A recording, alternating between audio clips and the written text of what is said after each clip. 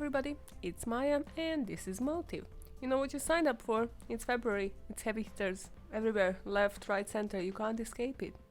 So should we just, get on with it? After 3 days of being tortured in a BDSM equipped trailer named Toybox, Cynthia Jaramillo managed to catch a break and escape from her captors, including David Parker Ray, the most sadistic of serial killers. This brought the end to Toybox Killer's 45-year-long reign of terror. We know the crime, we have our killer, we have our victim. What was the motive?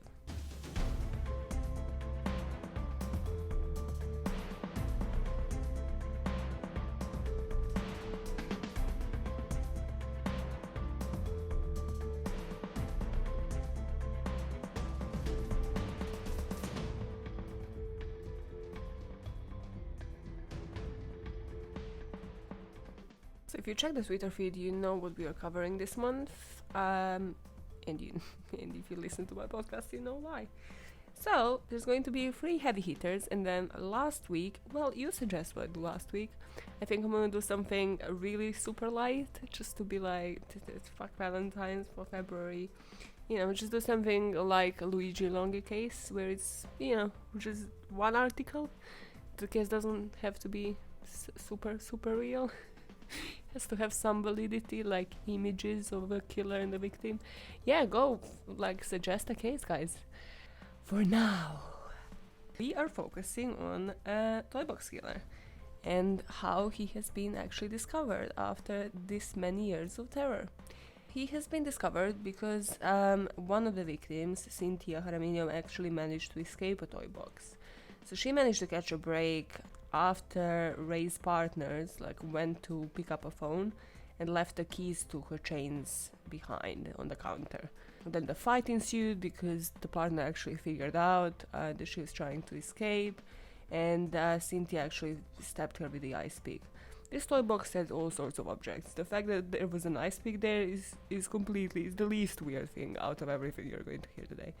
So she is running, she has still a collar around her neck. She managed to take the chains off her legs and arms, and she's just running the streets, and she managed to get picked up and get helped, and they actually found David Parker Ray roaming the streets searching for her. So now imagine you're a police officer, you just witnessed this, and you find a guy, you locate the trailer nearby, you walk in, and you're scarred for life. Because this trailer, there are images online if you want to check. Well, I wouldn't suggest you check if there's one thing in this case, is if there's a recording of a tape, okay? Just remember that part, yeah?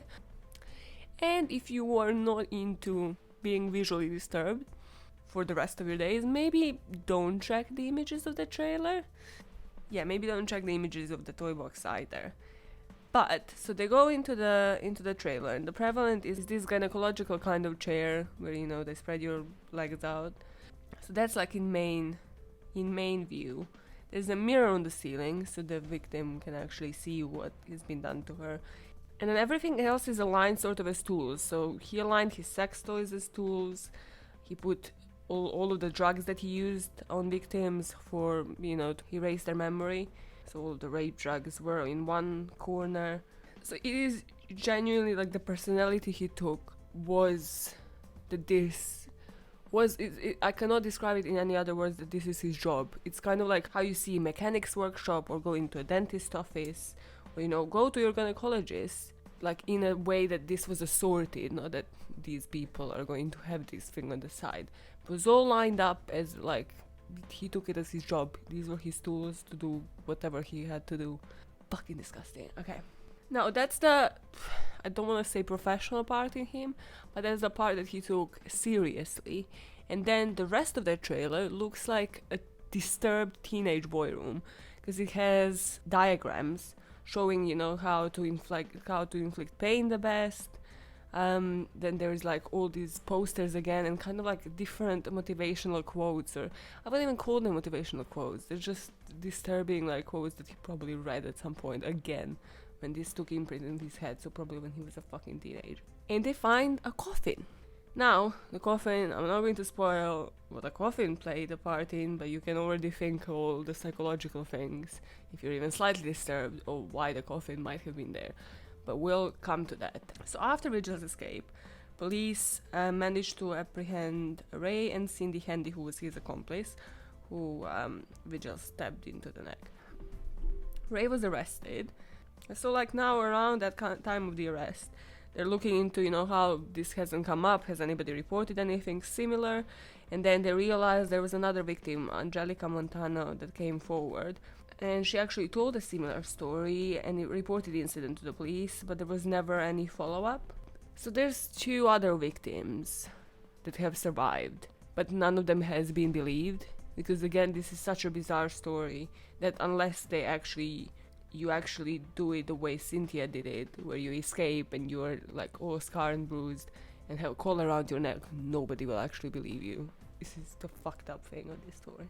And when it comes to the dead victims, so the one he actually disposed of, the bodies were never discovered because they were dumped down like the abandoned mines of the east side of this lake. So he just had a perfect territory and he knew exactly where to dump the bodies because they like drowned the lake. They tried to look in it and they tried to get it out of him, but of course he wouldn't like say anything. So now they're interrogating people, they're actually collecting the evidence, and they find a video of another victim, Kelly Garrett, which dated back to 1996. So that was 3 years before they caught him, so he was caught in 99. So Garrett was the other victim that has survived, but again hasn't been believed. So what happened with her? So Ray actually believed he killed her, so he slashed her throat and just dumped her on the side of the road. But she actually managed to survive and was treated at the clinic. But her husband actually hasn't believed her story. Sorry, if you marry, this is somehow the part that triggers me a lot, because what do you believe? Like, so the husband believed like she went out and cheated on him. She's there with a cut net, bruised and abused. Are you see? Don't understand. Even if your partner was to be involved into like BDSM and to actually you think like they're promiscuous and shit, come on, some common sense. She's at a clinic, she was found at the side of the road. Son of a bitch. Okay. The police also uncovered that there was two other accomplices. So one was Glenda Jean Ray, with more famous with her nickname Jessie Ray. That was actually Ray's daughter. Just imagine that. Just imagine the whole fucking family. And the other one was Dennis Yancey. So it was Jesse, Dennis, and Cindy Hindi, that was his girlfriend. They were all accomplices.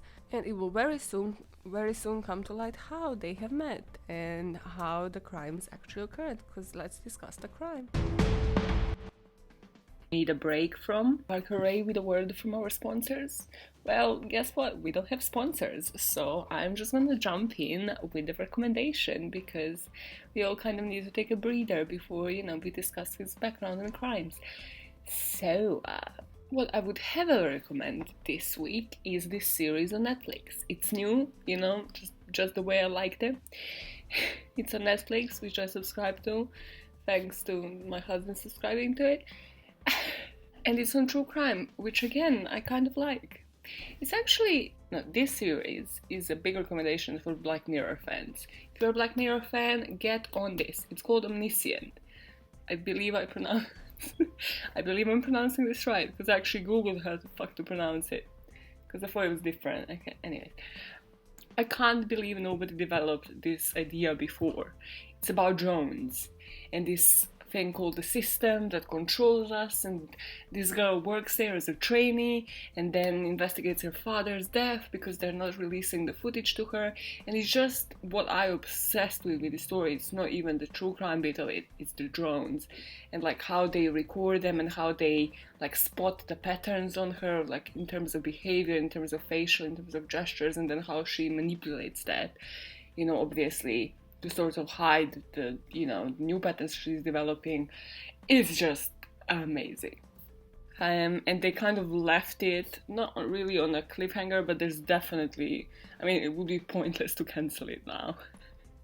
So, yeah, let's just say I hope there's going to be a second season. definitely go watch that. It's Brazilian Portuguese, by the way. And if you haven't watched 3%, it's another great series. It's also on Netflix. It's also Brazilian and Portuguese. Listen, Portuguese people, you know what you're doing in terms of series. I respect. If anybody wants to recommend me anything else that's really good in Portuguese, I'll believe it. I'll watch it. Fuck it, because now I believe that you guys know what you're doing. Let's go back to this sad, depressing story, shouldn't we? Yeah, will we? Shall we? What?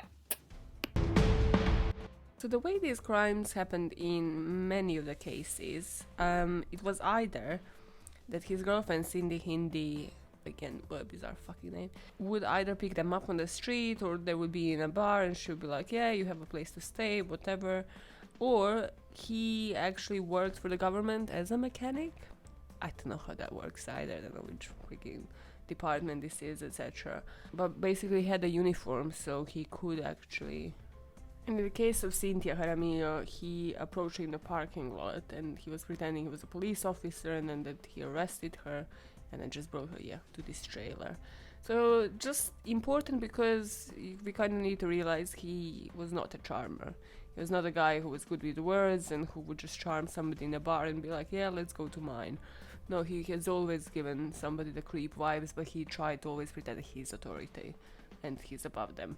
Then once they would actually reach the toy box, he would play the most horrifying tape. I don't think you can find a tape online, but you can certainly find a script that's about 11 pages or 50 minutes long if you were to play it. And it is the most disturbing fucking thing you will find online. So she is sitting there in the chair and he plays the tape and he just watches her react. And on the tape, well, it starts with, hey bitch, so he immediately dehumanizes her. And it proceeds to tell every single thing he's going to do with her. So like what her body is going to endure, where different body parts are going to be and what they're going to be used to.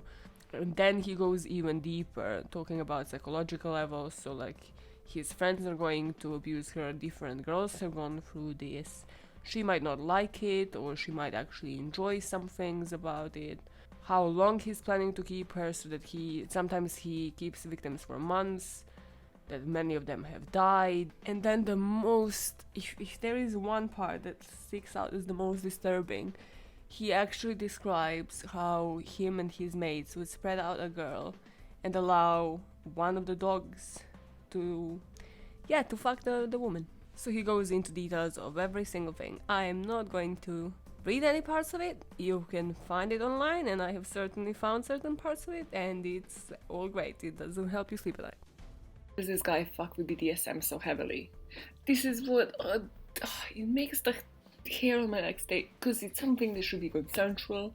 It's something that should involve pleasure of both people, not just one fucking psychopath. Like, there's never been like a serial killer that did something boring, ordinary, and then just, in that way kill multiple people. No, they always twist something. They always pick like one thing that they grew up with, or something that just fucking twisted and turned it. Stop fucking with BDSM, okay? Whew. This case is basically really great for one thing. If you really need to put an all-nighter and you're really sleepy and you're like, oh, I need something to like creep myself out so that I can definitely not fall asleep tonight, to finish writing this essay and to finish this work. This is the case. Just listen to other podcasts and mine, Just listen to me cover it, other podcasts cover it. Find this fucking tape, and don't sleep for days. Just become an insomniac. So after he plays the tape, he obviously he continues to do all of the actions he says he will do on the tape. And yes, some of the victims, as I said, have been kept for months before he decided they were not good enough. There were some that, either... Because he used to choose really young victims, so he used to choose them in their teenagehood. So of course some of them might have been virgins, or might have been tied, or might not have actually endured everything that he would stick up them. Yeah, all of the dildos and the sex toys. Virgins, you ask? Well, his fucking psycho idea was to cause them obviously as much pain as possible. He would use really humongous dildos to do so. Like, he would, in his mind, he wanted to cause them to simulate birth.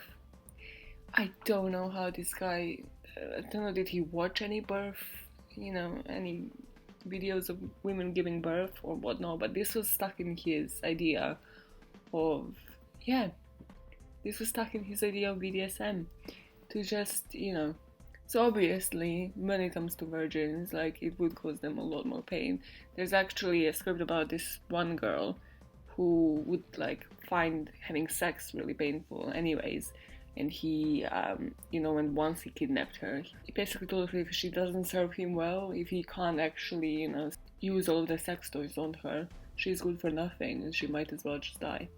I know you're all thinking about that trailer image that I portrayed in your head, and you probably Googled by now, and you're like visually disturbed, and you're like, how do I continue with my day? The coffin.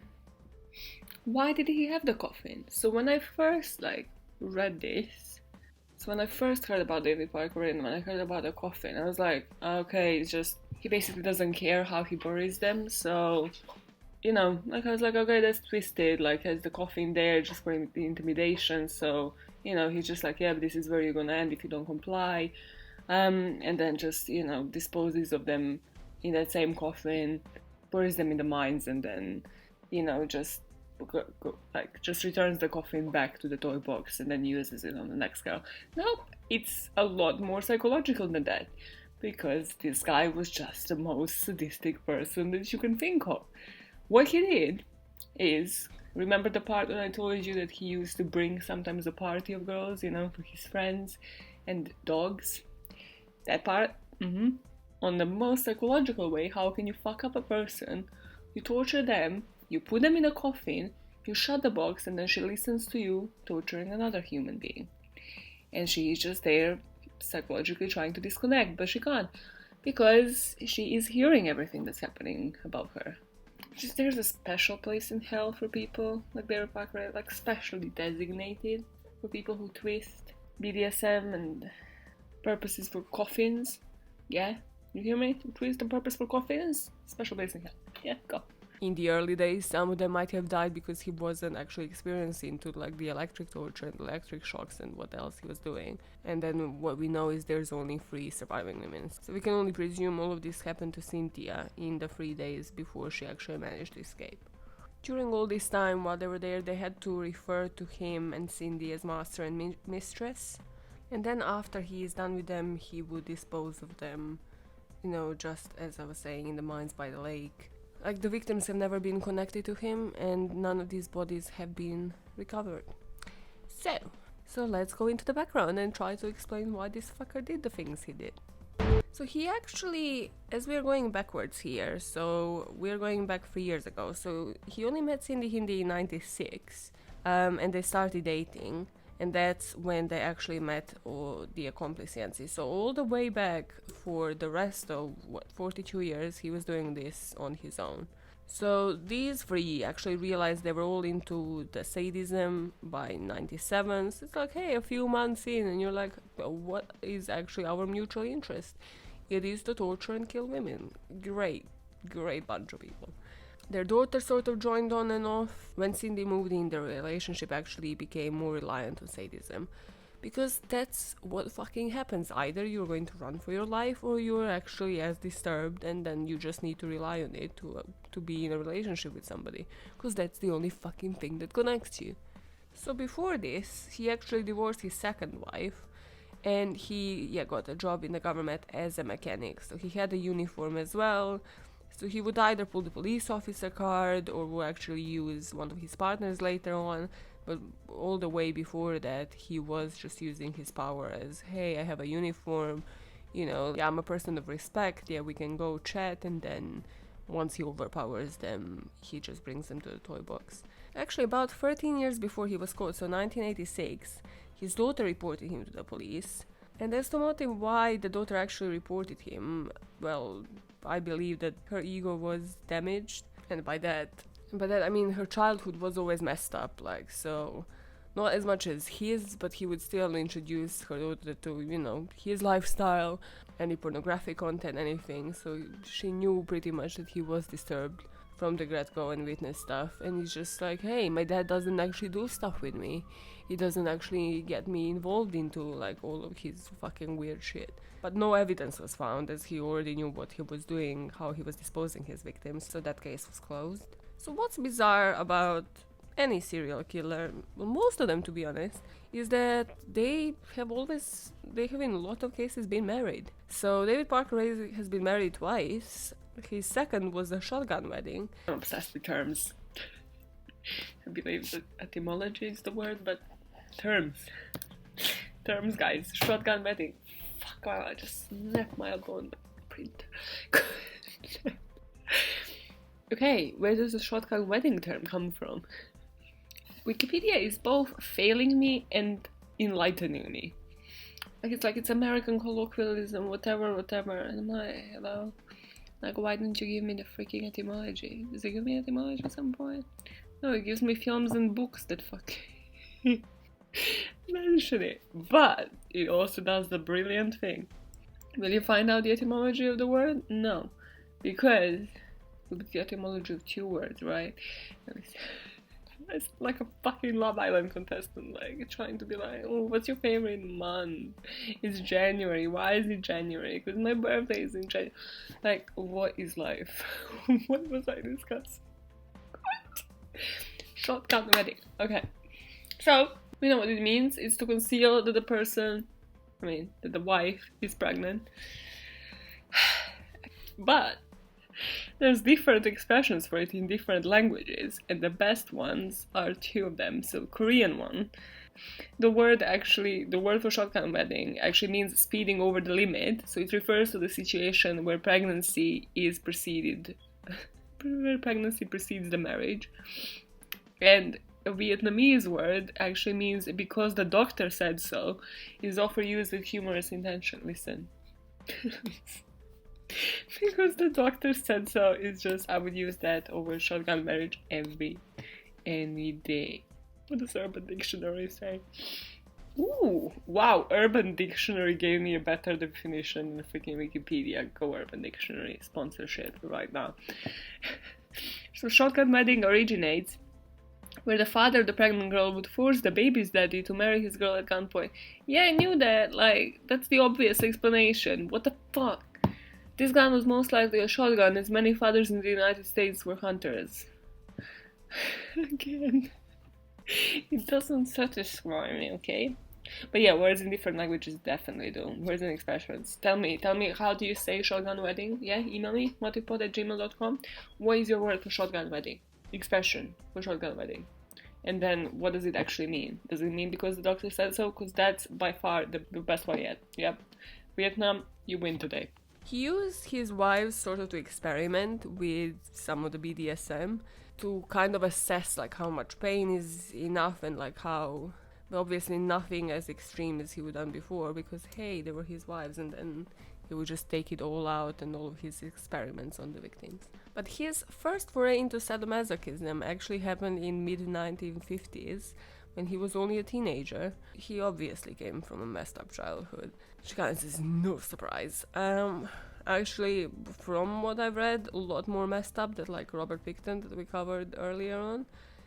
So his father left him and his sister to live with like a grandfather. Yeah, his dad would just basically expose him to any pornographic content they would find, which back then was magazines. He even apparently told his first wife that this is when he first kidnapped a woman and tied her to a tree and tortured and murdered her. Authorities didn't manage to verify this story, but again, have they managed to find anybody this guy has disposed of? It's like his relationship with his wives are like the classic 50s tale of, you know, I bet that this guy had a room that the wives couldn't go into. Which again, red flag. If this happens to anybody nowadays, I don't know what you're doing with your life. Like, have you not listened to anything? Have you not watched like any television? It's like you need to have some healthy level of dose of true crime intake in your life to understand if your husband, you know, if your husband or partner just locks themselves up in this one room or their garage and stuff and never lets you in there, there's dead bodies around, okay? They have some dead souls on them. They might be sweating at night or might not because they don't fucking have the consciousness, do they? So his disturbing fantasy started at the age of 10, but they developed once he actually started using tools. He just took the word tools way too seriously from the get-go. This guy just shouldn't have been a mechanic or left with tools. Just certain passions and obsessions that you should healthily know you should abandon, you know? And we know about all of this background, and we know about everything he did with his victims because he used to journal. This man was the Dear Diary man of serial killers. So when it comes to another thing that the police found in Toybox was sort of a diary of everything he used to do to these women. So it was the dates that he would kidnap them. It was like a tally of days he kept them on. Just imagine you're a victim and you're just seeing somebody keep a fucking tally of what he has done to you, or like how many days you're there, and you're just there like trying to fucking stay alive. Oh, and he used to rate them. Again, he was just rating them from like 1, I think, was the best. So this journaling habit started from the early days, which again can speak sort of to the motive. Was he the smartest person if he had to actually note down everything?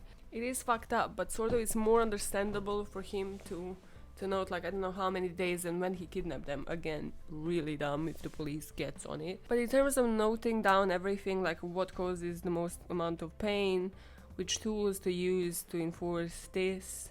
Again, if you're an expert of something and you have been doing something even equally disturbing as this for about, 45 years, you would kind of know without the need to write this. I know this is fucked up to say, and I'm not justifying him in any fucking way. I'm just saying he is definitely not the smartest serial killer we'll ever cover. So after high school, he actually worked as the auto mechanic before joining the army. Can this piece of shit join the army? What are you on about? So there he also worked as a mechanic, and he received an honorable discharge from the army. So let's have some deep dive on young David. So when it comes to school, it will come as no surprise to anybody that he was shy, timid, just trying to stay out of trouble while everybody else was imposing authority over him and bullying him. And then he was just forming that anger within him that, like, what? Sorry, there's a van in front of my house that says CSI Solutions. Fuck it, Google the company. What is happening? Guys, this company doesn't exist. What? Guys, this company doesn't exist. I'm genuinely scared if somebody's getting, like, gonna get fucking taken and shit. I'm just spying on this fucking van. Why does weird shit always happen when I record podcasts? Like, it doesn't exist. There's CIS services or security. There's no company like this. So what? Somebody just imprinted something on the van? No, this is a dodgy situation. Okay, I'm just gonna keep talking and keep an eye on this fucking man. So he was bullied by the classmates, and then of course he was forming like a violent rage inside because he was a pussy who couldn't display it, and then he was like, yep, I'm going to just form authority over somebody else in the future and continue my life in a very fucked up, disturbing way. It's just the amount of bullies that ends up being a bully is... When it comes to bullying, I don't know what a healthy way is to deal with it, to be honest. I just really wish there was one correct way to deal with bullying and for people not to actually grow up and then become serial killers or like bomb their fucking schools and like have a shootout and shit. So much of his spare time in school was spent alone drinking and using drugs. He would never stand up for himself. And like in his very young days, well, his family was all fucked up, and his aunt actually forced him to have sex with her as well, making him hurt her for pleasure. So that's where BDSM came into picture during very early age. During his school time as well, he developed like the secret fascination of sadomasochism. So his sister was actually the one to discover the collection of erotic photographs displaying like acts of bondage and sadomasochistic drawings. So he was born and raised in New Mexico, where they lived on a small ranch. And his father was an abusive drunk. He would lash out on the wife and kids and beat them up. And he eventually left his mom when David was about 10. And then she made a decision to send the child to the grandparents. And well, we know that those were some dodgy characters as well. His aunt would visit, and you know what happened there. But yeah, before their divorce, even before he was 10 years old, like his dad used to show him pornography, and his mom used to be involved with drugs and alcohol. So he probably saw that combination of, hey, like the dad is the dominant figure who is obsessed with pornography and BDSM, and the women, just take drugs, and this is how life is supposed to be. You're usually supposed to impose authority over your wife and kids. Just perfect breeding grounds for a serial killer, this family. Perfect. When it comes to the victim, so Cynthia Jaramillo, there's not much about her childhood, but there's only one article that is very easy to find because, again, the story about this is that, well, her name now is associated with a Toybox killer, so whenever she pops up, it's as a victim of him. And this article is from 2016, and it's again a very sad story where her oldest son has been shot to the head, and then her younger son was arrested and charged with murder in a separate case. And all this is happening to her as she is pregnant.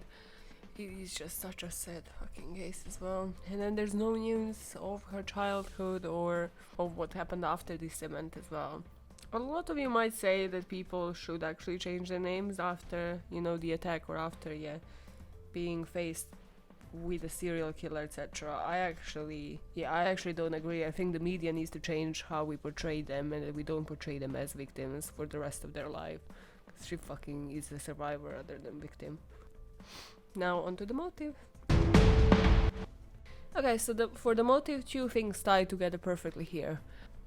He had a childhood perfect for breeding a serial killer, and he was a bully that became a bully. So he loved inflicting control because he saw multiple people throughout his childhood, so including his parents, grandparents, aunt, his classmates, do it and get away with it. And then he applied those skills in the future and once he grew up.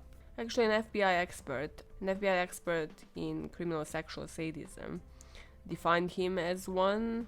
So she said this is because of his toy box and custom equipment, and their potential lethality and the time, money, and effort that it took to keep this a secret. So she said that there's a known therapy for raised paraphilia, psychosexual disorder, but that his behavior can only be stopped by apprehension.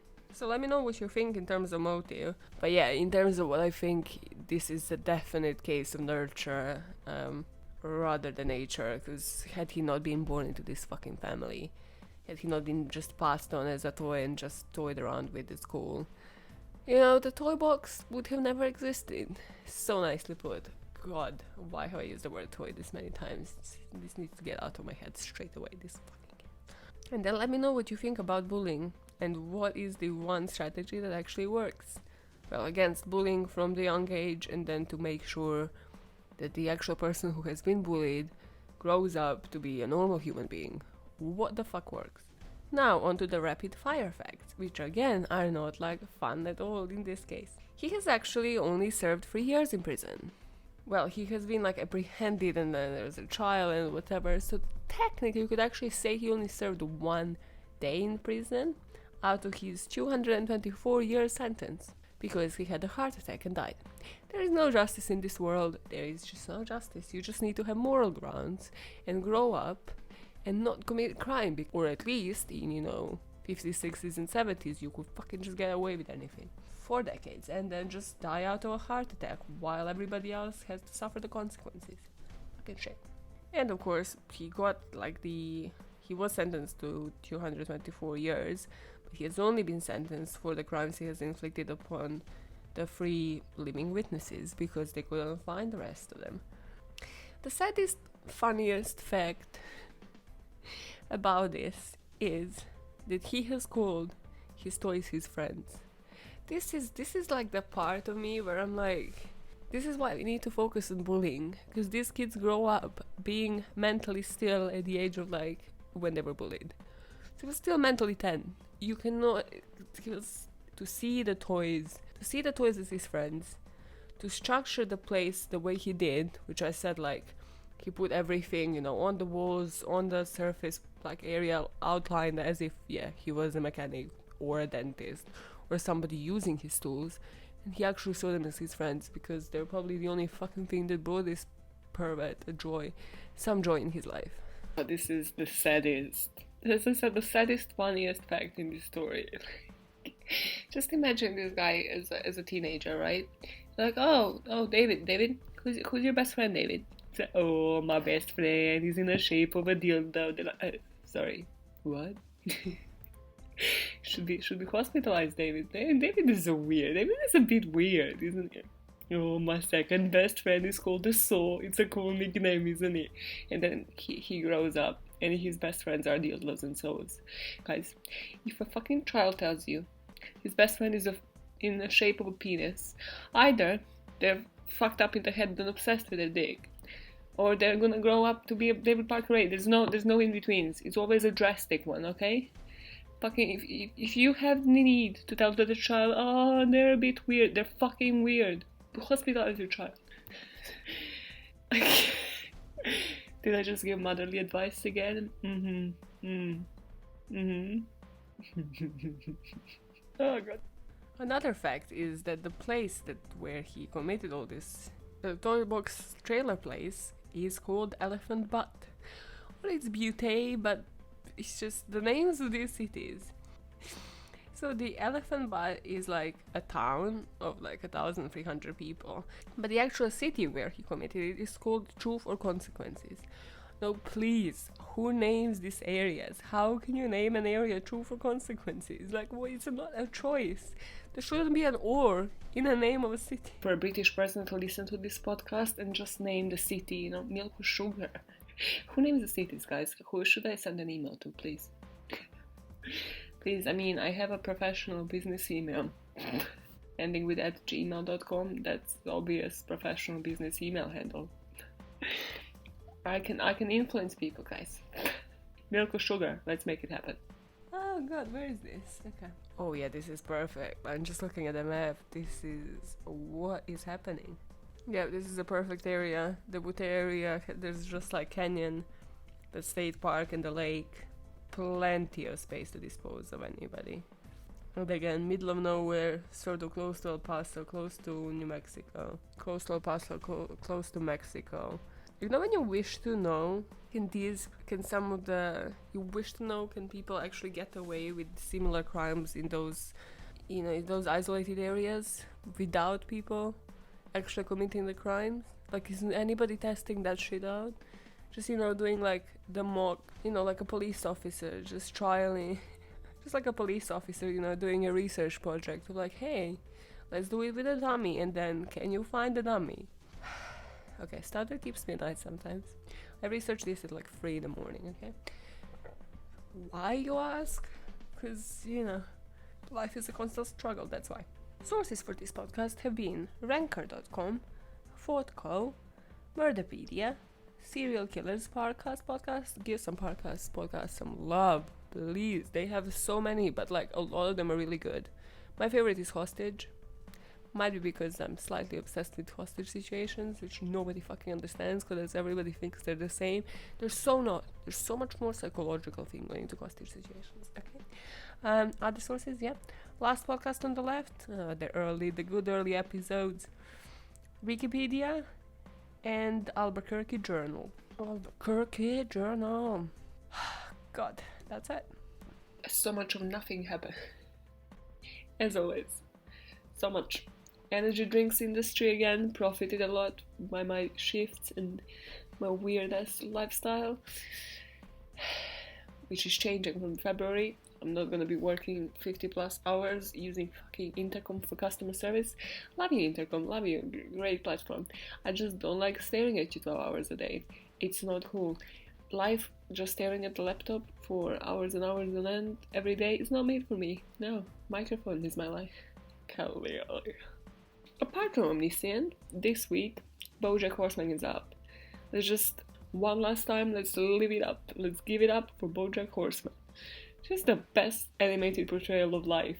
So depressing, but so fucking satisfying. Now this podcast is out, you can all hear my voice and multiple voices, and my nasal. All I ever wanted is to voice the animated characters, so you know where to find me. In terms of my booming personal life, hilarious. I'm actually quite proud of myself this week, mostly because it's end of January and I kind of established that I'm gonna continue doing something that I introduced as a habit. So in January, the nice segue onto the topic of this episode, which is kind of abandon some of your teenage childhood habits. At the beginning of January, I decided it's gonna be a no-bread January, because dry January already kind of works for me. Like, I barely ever drink because my social life is booming, as I mentioned. So I was like, which one is going to be challenging? I need to deny myself bread for the whole month. Let's do it. It's a challenge. And yeah, I've done it. I failed on day 3. I'm gonna admit it. I didn't realize burrito is a bread. Didn't realize burrito has bread until it was brought, in front of me, and I was like, okay, I actually need to start thinking about this. So yeah, if there's something out there that you're dependent to that point that, hey, you order coffee and then you order a piece of something, yeah, that should go. Yeah, February, I'm denying myself sweets. I really don't know how to have fun in life.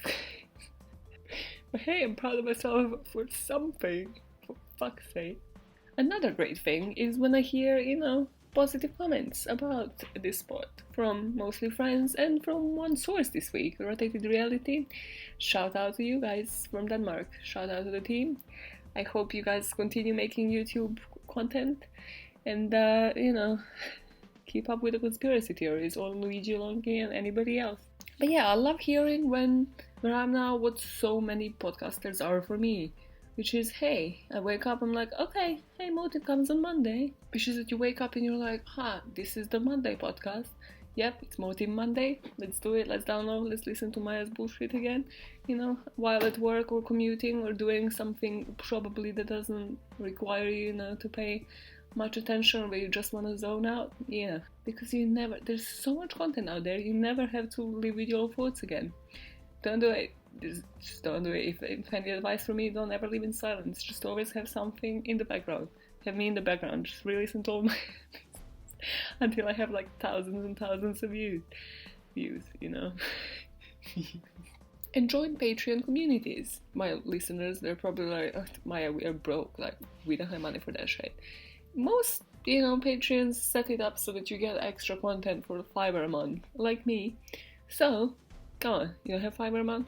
What, like every cup of coffee now is like over £3. Plus, what you can do is, join every few months, then cancel it, then rejoin. That's sort of what I've been doing myself as well. I'm guilty of it, so hey, you guys can be guilty of it as well. So what I've done, last year I listened to Crime Junkie. Now I joined as a patron to Last Podcast on the Left. Next one is Red Handy, the girls from the UK, they're doing really well. It's just, support the community. Motive Podcast, why not check me out? Actually, I'm doing something revolutionary to end this episode. A revolution, it has never been done before. Which means it has been done before by literally everybody, because it's 2020 and I'm about 4+ years late to podcasting. And fuck knows how many years late to the internet things. So, yeah. To encourage you to join the Patreon community, I'm gonna show you a little preview to the February episode. So, right now I'm gonna outro myself, right? The famous line.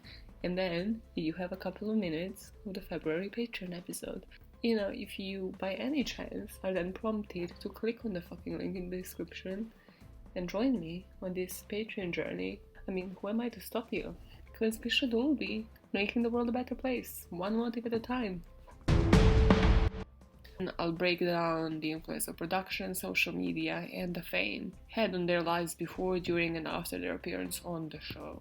And why? Well, because it's current, it's controversial, and we need to discuss what impact these shows and the production and this kind of level of fame that happens over the course of humans actually does to a human being. So rather than the motives behind the crime, in this episode we're discussing the extent the social media, the production, and the fame had to do with the suicides of Sophie Gredden and Mike Plastitis. Let's dive in. So the way to break down the production. First of all, when I watch it, I think about it. The first thing you should think about is how they choose the people. So apparently in 2019 there was 80,000 people that applied for the show. You just imagine like the production the pre-production already, or the psychologist or whoever chooses the profile of these people needs to go through how much footage, how many applications, how many social media profiles, and then to choose the combination that they think is right and can work right for the show. So that's already quite problematic. And you can see this year how they actually tone it down. It's just the caliber of people is not as easy to snap, or it's not as dramatic as they would do in some of the past seasons that I watched just on YouTube for the purposes of this Patreon episode. Then you kind of need to focus on the contracts. So, do they have any idea what comes with it? So apparently in this research what came up is that the cast are told they should consider all the potential implications of taking part in the show and the work through decision-making process in consultation with their family and those closest to them. You kind of need to know some of the people don't actually even tell their family they're gonna appear on it. I think Mike Talasitas even didn't consult. I think he told the family, of course, because you can't just disappear and then show up on TV. But he didn't told like his football coach, etc. So again, were some of these decisions really rash? And what do these contracts even say? Oh, peace out. Send me your motives. Or don't, keep your conspiracy theories to yourself. Whatever, guys. What is happening in this neighborhood? I don't even live in the hood. I live in Zone 4 London. This is unacceptable. Also really strange if you actually can't hear it, which I suspect you can, because this is a microphone and not fucking Auschwitz. Okay, it's time, yeah. I'm mentioning Nazi Germany, it's time for this to end. Sorry guys. Love ya. Bye fuckers.